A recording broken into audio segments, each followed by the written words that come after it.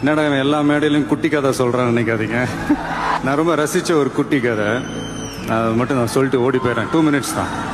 சின்ன சின்ன எக்ஸ்பீரியன்ஸ் என் லைஃப்ல நடந்ததை உங்ககிட்ட ஷேர் பண்ணிக்கணும்னு ஆசைப்படுறேன், அவ்வளவுதான். நிறைய பேர் சொல்லி கேள்விப்பட்டிருக்கேன், வெற்றிக்கு பின்னாடி ஒரு ஆணோ ஒரு பொண்ணோ இருப்பாங்க அப்படி இப்படின்லாம். ஆனா எனக்கு பின்னாடி நிறைய அவமானங்கள் தான் இருந்திருக்கு.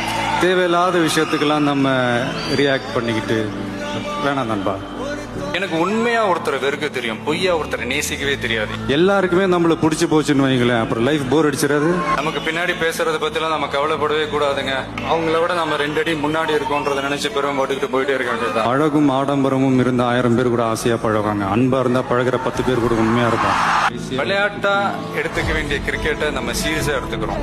சீரியஸா எடுத்துக்க வேண்டிய விஷயத்த நம்ம விளையாட்டா கூட எடுத்துக்க மாட்டோம். Your determination when you have nothing. Your attitude when you have everything. அடுத்த நிமிஷம் நிச்சயம் இல்லாத வாழ்க்கை. முடிஞ்ச வரைக்கும் எல்லாரையும் சந்தோஷப்படுத்துறதுக்காக வாழ்க்கை. அந்த வாழ்க்கை அர்த்தம் உள்ளதா இருக்கும்.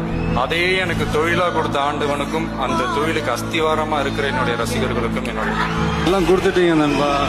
ஹிட்டு, ஃப்ளாப்பு, பிளாக் பஸ்டரு எல்லாம் கொடுத்துட்டீங்க.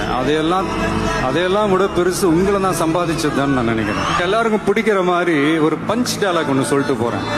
எனக்கும் என் ரசிகர்களுக்கும் மற்றவங்களை வாழ வச்சு அழகு பார்க்கறதுக்கு தான் பிடிக்கும். என்ன நண்பா?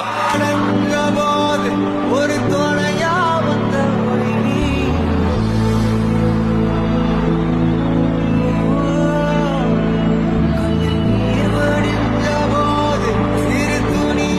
எந்த ஒரு எதிர்பார்ப்புமே இல்லாம நீங்க என் மேல வச்சிருக்கிற இந்த அன்புக்கு நான் திருப்பி என்ன செய்ய போறேன் நண்பா?